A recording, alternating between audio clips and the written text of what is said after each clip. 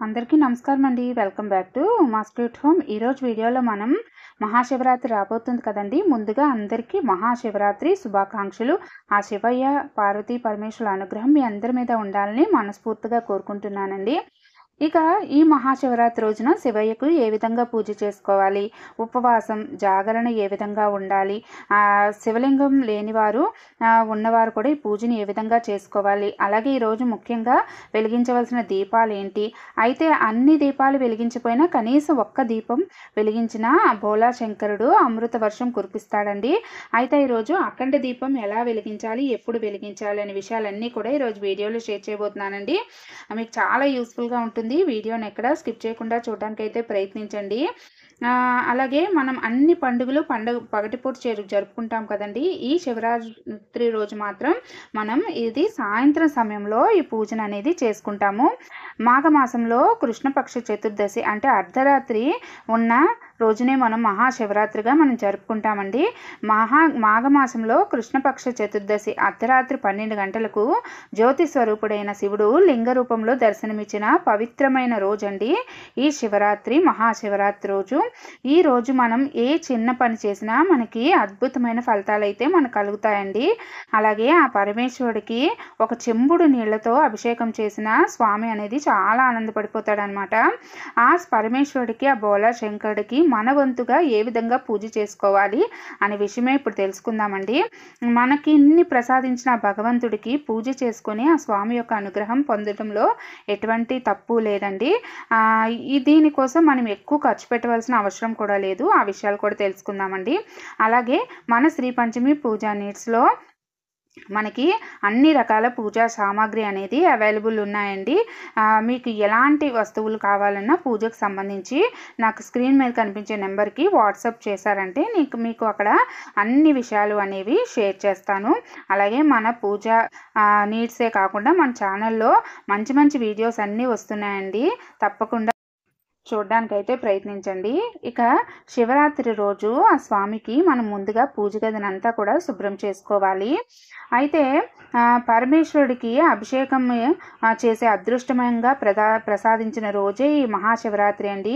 క్షీరసాగర మదనంలో ఆవిర్భవించిన కాలకూట విషాన్ని తన గరళంలో దాచుకొని ఆ వేడిని తట్టుకోవడానికే అభిషేక ప్రియుడయ్యాడు ఆ పరమేశ్వరుడు. అభిషేకాలు ఏ విధంగా చేసుకోవాలని ఆల్రెడీ వీడియో అనేది చేసి పెట్టానండి. మీలో ఎవరికైనా ఇంట్రెస్ట్ ఉంటే డిస్క్రిప్షన్లో లింక్ ఇస్తాను, ఒకసారి చెక్ చేయండి. ఇలాగా పూజ గదిలో ముందుగా గోమయంతో కానీ, పసుపు నీళ్లతో కానీ, గంగాజలంతో కానీ మీరు అది అనేది క్లీన్ చేసుకొని తర్వాత పూజకు అనేది సిద్ధం చేసుకోండి. ఇక మహాశివరాత్రి రోజు చక్కగా తెల్లవారుజామున నిద్రలేచి తలను స్నానం చేసి ఇంటిని పూజ గదిని అనేది శుభ్రం చేసుకోండి. మనం పూజ ఎక్కడ చేసుకుంటామో ఆ ప్రదేశాన్ని శుభ్రపరచుకోవాలి. అయితే చిన్న పూజ గదండి, మేము పూజ అనేది చేసుకోవడానికి వీలుగా ఉండదు అనుకుంటే మీరు వేరే చోట ఈశాన్యం కానీ తూర్పులో కానీ పీఠాన్ని ఏర్పాటు చేసుకొని కూడా పూజ చేసుకోవచ్చు. ఇప్పుడు నేను మీకు రుద్రాక్ష దీపాన్ని ఏ విధంగా తయారు చేసుకోవాలని చెప్తాను. 3 దీపాలని చెప్పాను కదా, ఎలాంటి దీపాలని. ముందుగా రుద్రాక్ష దీపంకి బియ్యం పిండి, అలాగే కొంచెం పచ్చకర్పూరం, అలాగే జవాదు వేసుకున్నానండి. దాంట్లోకి కొంచెం విభూది అనేది వేసుకుంటున్నాను. వేసుకొని దీన్ని మీరు పాలతో కానీ, లేదు అంటే గంగాజలంతో కానీ, రోజ్ వాటర్తో కానీ, లేదు అంటే శుద్ధ జలంతో కూడా మీరు ఈ యొక్క బియ్యం పిండిని తడుపుకోవచ్చండి. అయితే పూజ చేస్తున్నప్పుడు స్వామికి చేసే ఏ పూజా కార్యమైనా సరే మీరు ఓం నమః శివాయ అనే బీజాక్షర మంత్రాన్ని మనసులో మననం చేసుకుంటూ ఆ పనులు అనేవి చేసుకోండి. ఇంకా ఈ విధంగా మనం బియ్య పిండితో చక్కగా మనం ఈ విధంగా నేను చూపించే విధంగా సిద్ధం చేసుకోండి. రుద్రాక్ష దీపం అనేది చాలా పవిత్రమైన ఒక దీపం అండి. రుద్రాక్ష అనేది స్వామి యొక్క ప్రతిరూపంగా మనం భావిస్తాము. రుద్రాక్షలో కూడా శివశక్తి అనేది నిక్షిప్తమై ఉంటుందండి. అందుకే రుద్రాక్షలు ధరించిన వారికి మనసులో కానీ ఆ ముఖంలో కానీ తేజస్సు అనేది మనకు కనబడుతుంది. ఎందుకంటే ఆ పరమేశ్వరుడు ఆ శివశక్తిని అంతా కూడా రుద్రాక్ష అనేది పొందుపరిచాడండి. అందుకని మనం రుద్రాక్షను కూడా మనం పూజించడం వల్ల మనకి ఆ స్వామిని పూజించినంత ఫలితం అయితే మనకు దక్కుతుందండి. ఈ విధంగా బియ్య పిండితో చక్కగా ఈ విధంగా దీపాన్ని తయారు చేసుకోండి.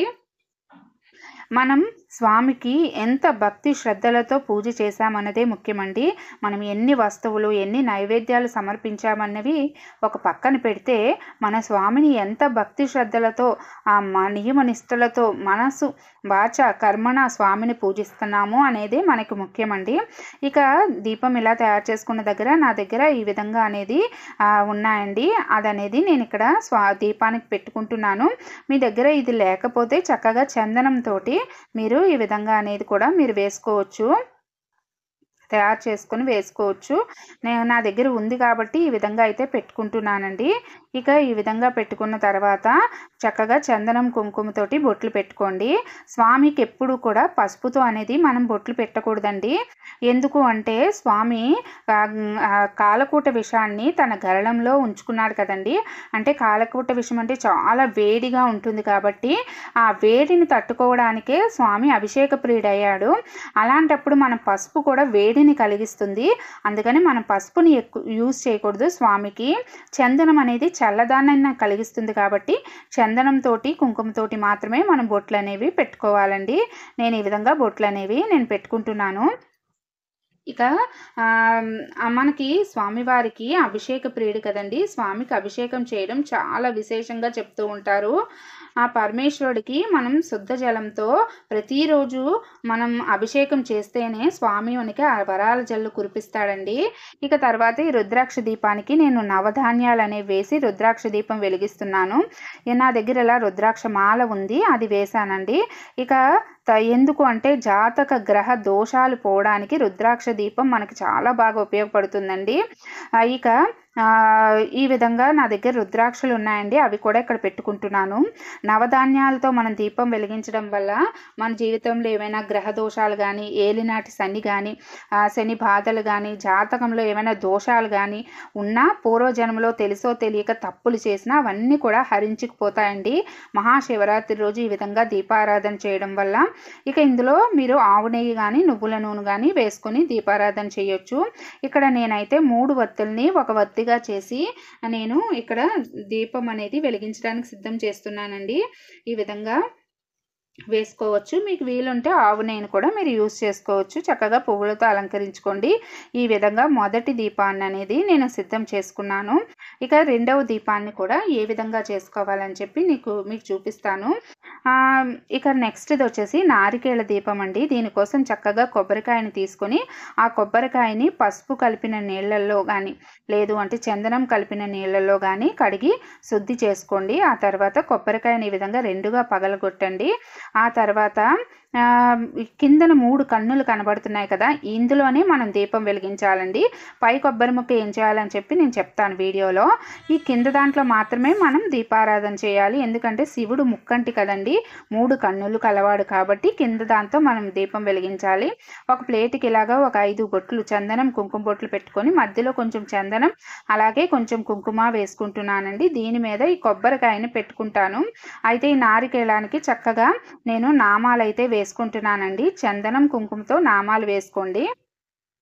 ఈ విధంగా నేను చూపించిన విధంగా వేసుకోండి. లేదు అంటే మీకు ఎలా తెలిసినా కూడా అలా వేసుకోవచ్చు. చక్కగా ఈ విధంగా సిద్ధం చేసుకున్నానండి. దీన్ని మధ్యలో కొబ్బరికాయ అనేది పెడుతున్నాను.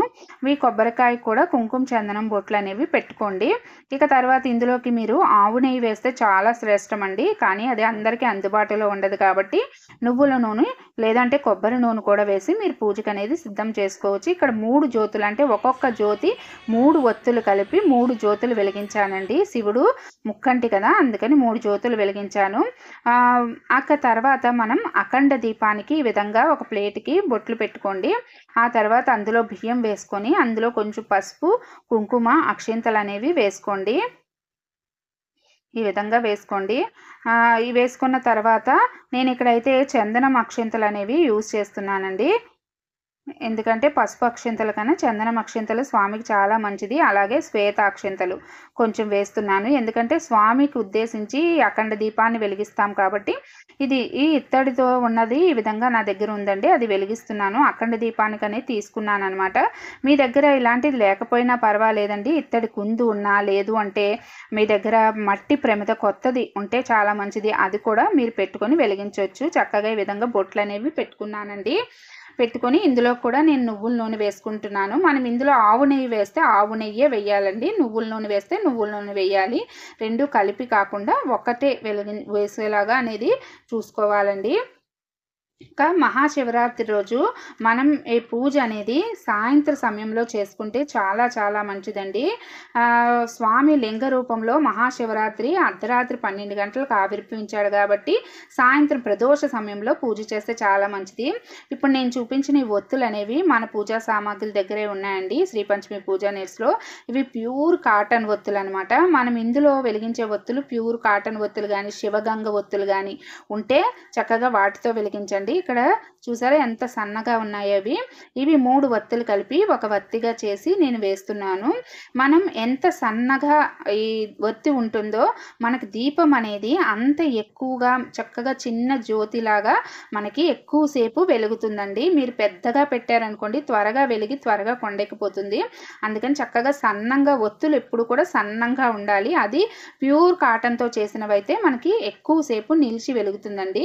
ఒకవేళ మీకు దీపం ఈ విధంగా కొండెక్కిపోయే స్థితిలో ఉంది జ్యోతి అనుకున్నప్పుడు మళ్ళీ ఇంకొక 3 ఒత్తులు తీసుకొని దాన్ని ఒక ఒత్తిగా చేసి ఆ నూనెలో ముంచి ఈ దీప జ్యోతి ఉంది చూసారు దానితోటే ఈ జ్యోతిని వెలిగించి ఆ నెక్స్ట్ ముందు వెలిగించిన జ్యోతిని నూనెలోకి అనేది లాగేసి తర్వాత తీసేయండి. ఈ జ్యోతి మీకు వెలుగుతుంది. ఇందులోకి కొంచెం చందనం అక్షింతలు అలాగే కొన్ని శ్వేత అక్షింతలు వేసుకుంటున్నానండి. అలాగే ఇందులోకి కొంచెం పచ్చకర్పూరం జవ్వాదు కూడా వేసుకోవాలి. ఈ విధంగా 3 దీపాలను అనేది మనం సిద్ధం చేసుకోవాలండి. ఆ రోజు సాయంత్రం నుండి తెల్లవారుజాము వరకు మనకి 4 జాముల్లో అభిషేకం చేసి ఉపవాస జాగరణ చేసిన వారికి ఆ స్వామిని ఏది కోరుకుంటే అది ప్రసాదిస్తాడనమాట. ఆ స్వామి అమ్మవార్ల అనుగ్రహం మనకు లభిస్తుంది. అయితే ఈ మహాశివరాత్రి మనకి ఎప్పుడు వచ్చిందంటే 8/3/2024 శుక్రవారంతో కలిసి వచ్చిందండి. ఈ మహాశివరాత్రి రోజు ఏ సమయంలో పూజ చేయాలి అనే విషయం కూడా తెలుసుకుందామండి. అయితే 4 జాముల సమయాలు ఏంటి, ఉపవాసం జాగరణ ఏ విధంగా చేయాలి, ఎప్పుడు చేయాలి, ఉపవాసం ఎప్పుడు విరమించాలి అనే పూర్తి విషయాలన్నీ కూడా కలిపి వీడియో షేర్ చేశానండి. అలా వీడియో మీరు ఎవరైనా మిస్ అయ్యి ఉంటే నేను డిస్క్రిప్షన్లో లింక్ ఇస్తాను. మీలో ఎవరికైనా ఇంట్రెస్ట్ ఉంటే ఒకసారి చెక్ చేయండి.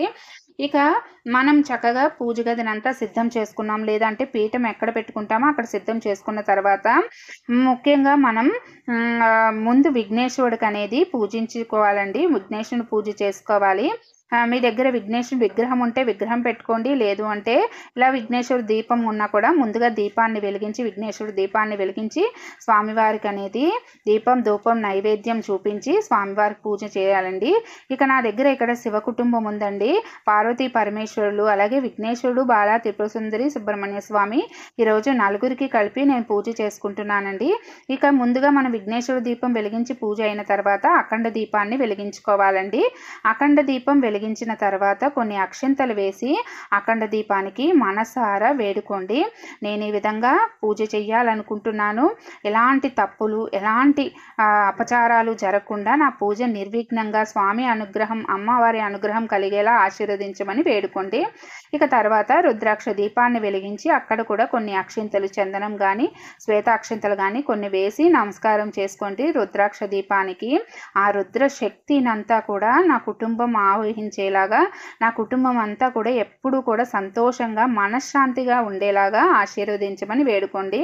ఇక తర్వాత నారికేళ దీపంలో ఒక జ్యోతి వచ్చేసి ఉత్తరం వైపు, ఒక జ్యోతి వచ్చేసి ఈశాన్యం వైపు, ఒక జ్యోతి వచ్చేసి తూర్పు వైపు చూసేలాగా మనం వెలిగించుకోవాలి. ఉత్తరం కుబేరుడు స్థానం, ఈశాన్యాధిపతి అయిన పరమేశ్వరుడు స్థానం, తూర్పు అనేది మనకి ఆ యొక్క దేవతల యొక్క స్థానం కాబట్టి 3 దీపాలు మనం వెలిగించుకోవాలండి. వెలిగించుకొని కొన్ని అక్షంతలు వేసి నమస్కారం చేసుకోవాలి. ఈ విధంగా మనం 3 దీపాలు అనేవి మనం వెలిగించుకోవాలండి. అయితే ఇప్పుడు నేను చూపించబోయే పూజ మహాశివరాత్రి రోజు సాయంత్రం సమయంలో చేసుకునే పూజ అండి. ఈ సమయంలో మనం చంద్రశేఖరాష్టకం, శివ పంచాక్షర స్తోత్రం ఇవన్నీ చదువుకోవాలి. అలాగే అమ్మవారికి సంబంధించిన పూజలు కూడా మనం చేసుకోవాలి. అమ్మవారికి అక్షంతలతో కుంకుమతో అర్చన చేసుకోవడం చాలా మంచిదండి. ఎందుకంటే స్వామికి ప్రదోషకాలం అంటే చాలా ఇష్టం. ఆ సమయంలో స్వామి కైలాసంలో ముక్కోటి దేవతలు నడుమ ప్రమద గణాల నడుమ అర్ధనారీశ్వర రూపంలో ఆనంద తాండవం చేసే సమయం అండి. ఆ సమయంలో స్వామి ఆనందంగా ఉంటాడు కాబట్టి మనం ఏ కోరిన కోరిక త్వరగా నెరవేరుతుంది. అయితే శివరాత్రి రోజు ఉదయం లఘువుగా పూజ చేసుకోండి. అంటే నిత్య పూజ చేసుకొని దీపారాధన చేసి దగ్గరలో గుడికి వెళ్ళి అభిషేకం చేయించుకోండి, అర్చన చేయించుకోండి. ఇక సాయంత్రం ఈ విధంగా పూజ చేసుకోండి. ఆది దంపతులైన పార్వతీ పరమేశ్వరులను పూజించడం వల్ల నిండు సౌభాగ్యంతో భార్యాభర్తలు ఇద్దరూ కూడా ప్రేమానురాగాలతో పిల్లా పాపలతో ఇల్లంతా కూడా సంతోషంగా మనశ్శాంతిగా అనేది ఉంటుంది. ఆ రోజు స్వామికి పసుపుతో బొట్టు పెట్టకండి, చందనం కుంకుమతో మాత్రమే బొట్టు పెట్టండి. స్వామి అమ్మవార్లకి మీకు దొరికే ఏ పువ్వులతో అయినా పూజ చేసుకోవచ్చు. ఇక మహాశివరాత్రి పూజ సామాగ్రి అని ఆల్రెడీ వీడియో షేర్ చేశాను. ముందుగా ఆచమనం చేసుకొని ఆ తర్వాత విఘ్నేశ్వరుని, కులదేవతని, గ్రామదేవతల్ని, పితృదేవతలని పూజ చేసుకొని ఆ తర్వాత శివరాత్రి పూజ అనేది చేసుకోండి. అయితే పూజ చేస్తున్నంతసేపు ఓం నమ శివాయ అని మాత్రం చెప్పడం మర్చిపోకండి. ఇక అఖండ దీపం, ఈ అఖండ దీపం సాయంత్రం సమయంలో పెట్టుకోవాలండి. ఈ దీపం వెలిగిస్తే మాత్రం కొన్ని నియమాలు అయితే పాటించాలి. ఆ రోజంతా కూడా బ్రహ్మచర్యం పాటించాలి, నాన్ వెజ్ తినకూడదు, గొడవలకు దూరంగా ఉండాలి, పిల్లల్ని కొట్టడం కానీ తిట్టడం కానీ చేయకూడదు, ఇతరుల గురించి తప్పుగా మాట్లాడడం అనేది చేయకూడదు, ఇంట్లో ప్రశాంతమైన వాతావరణం నెలకొనాలి. అలాగే కొండెక్కకుండా మాత్రం చూసుకోండి ఉపవాస దీక్ష ముగిసే వరకు. ఇక తర్వాత స్వామికి ధూపం చూపించిన తర్వాత నైవేద్యం, ఇందాక ఒక కొబ్బరికాయలో మన నారికేళ దీపం వెలిగించాం కదా, పై ముక్కలో ఒక బెల్లం ముక్క పెట్టి స్వామివారికి నైవేద్యం సమర్పించవచ్చు. లేదు అంటే కొబ్బరి ముక్కతో ఏదైనా నైవేద్యం కూడా చేసి స్వామివారికి మనం సమర్పించవచ్చండి. ఆ తర్వాత తాంబూలం సమర్పించి కర్పూర నీరాజనం అనేది సమర్పించాలి. అయితే అఖండ దీపం ఎక్కడా కూడా కొండెక్కకుండా మనం శివరాత్రి రోజు సాయంత్రం మనం వెలిగించినది ఉదయం వరకు మన ఉపవాస దీక్ష ముగిసే వరకు వెలుగుతూ ఉంటే మాత్రం అఖండ ఐశ్వర్యాన్ని తెచ్చిపెడుతుందండి. పూర్వజన్మ పాపాలు తొలగిపోతాయి, పుణ్యఫలం అయితే మనకి లభిస్తుంది. అలాగే నారికేళ దీపం వెలిగించడం వల్ల గ్రహ జాతక దోషాలు మనకి తగ్గుముఖం పడతాయి. అలాగే ఏలినాటి శని, అష్టమ శని కూడా తగ్గుముఖం పడుతుందండి. అయితే అఖండంగా వెలుగుతూ ఉండాలా అంటే నారికేళ దీపం, రుద్రాక్ష దీపం అవసరం లేదండి. అందులో నూనె ఉన్నంత వరకు రాత్రి వరకు వెలిగితే సరిపోతుంది. అయితే ఇక అఖండ దీపం మాత్రం మనకు తెల్లవారు వరకు వెలగాలి. అలాగే ఈ కొబ్బరికాయని, రుద్రాక్ష దీపాన్ని ఏం చేయాలని అంటే కొబ్బరికాయ ముక్కని మళ్ళీ మరుసటి రోజు ఎవరు తొక్కని చోట అనేది వేసేయండి. అలాగే ఈ యొక్క పిండి దీపం చేసాం కదా రుద్రాక్ష దీపం, దాన్ని కూడా నీటిలో కలిపి మొక్కలకు అనేది వేసేయండి. ఇక రుద్రాక్షలు, బియ్యాన్ని అనేది మనం పరిమాణం చేసుకోవచ్చు. నవధాన్యాల్ని పక్షులకు అనేది వేసేయండి. లేదంటే గోవులు ఉంటే గోవులకు కూడా నానబెట్టి పెట్టండి. ఈ విధంగా మనం పూజను అయితే చేసుకోవాలండి. అయితే ఉపవాసం మనం ఎప్పుడు ఉండాలి, స్టార్ట్ చేయాలంటే శుక్రవారం అంటే 8/3/2024 ఉదయం పూజ చేసుకున్న తెల్లవారుజాము నుండి మనం ఉపవాసం అనేది ఉండాలి. ఉపవాసం చేసేటప్పుడు పళ్ళు కానీ, మేము ఉండలేము కటిక ఉపవాసం అనుకుంటే పళ్ళు కానీ పాలు కానీ తీసుకోండి. ఇక మీరేమీ తీసుకోకూడదు అనమాట. సాయంత్రం మళ్ళీ మనం పూజ చేసుకొని స్వామివారికి మన అభిషేకం అంతా చేసుకున్న తర్వాత పూజ చేసుకొని ఆ రోజు రాత్రి అంతా కూడా ఉపవాసం, జాగరణ అనేది తప్పకుండా ఉండాలండి. జాగరణ చేసిన తర్వాత తెల్లవారుజామున మన గుడికి వెళ్ళేవారైతే ఇంటికి వచ్చి స్నానాది కార్యక్రమాలు ముగించుకొని పూజ చేసుకోవచ్చు. లేదు అంటే ఇంటి దగ్గర ఉన్నవారు ఉదయం లేచి ఉదయాన్నే స్నానం చేసి పూజ చేసుకొని దగ్గరలో ఉన్న గుడికి వెళ్ళి స్వామివారికి అర్చన కానీ అభిషేకం కానీ చేయించి అక్కడ ఇచ్చే తీర్థాన్ని తీసుకుంటే మీ ఉపవాస దీక్ష అనేది ముగుస్తుందండి. అప్పుడు మీరు ఇంటికి వచ్చి భోజనం చేయొచ్చు. ఉల్లి వెల్లుల్లి లేని పదార్థాలు భోజనం చేయాలి. ఇక మనం ఆ రోజంతా కూడా నిద్రపోకూడదండి. అంటే శనివారం రాత్రికి మాత్రమే మనం మళ్ళీ పడుకోవాలి. ఉపవాసం అయిపోయింది కదా మధ్యాహ్నం పడుకుంటామంటే కాదండి. మరుసటి రోజు అంటే శుక్రవారం అంతా ఉంటాము, రాత్రి జాగరణ చేస్తాము, శనివారం రాత్రికి మళ్ళీ మనం పడుకోవాలండి. ఈ విధంగా మనం పూజ అనేది చేసుకోవాలి. ఇవన్నీ కూడా నేను పాటించే విషయాలు మీకు ఒక్కరికైనా యూస్ఫుల్గా ఉంటుందని చెప్పి నేను ఈ విధంగా అనేది షేర్ చేశాను. చాలామంది పీఠం పెట్టాలి, అందులో ఆర్పాటాలతో పూజ చేయాలి అని అనుకుంటారు. కాదండి, ఇలా కూడా మీరు స్వామి అనుగ్రహం పొందవచ్చు. అదండి ఈరోజు వీడియో. ఈ వీడియో మీకు యూస్ఫుల్గా ఉంటుంది అనుకుంటే ప్లీజ్ ఒక లైక్ చేయండి. అలాగే మన శ్రీ పంచమి పూజా నీడ్స్ని తప్పకుండా సపోర్ట్ చేస్తారని మనస్ఫూర్తిగా కోరుకుంటున్నానండి. మళ్ళీ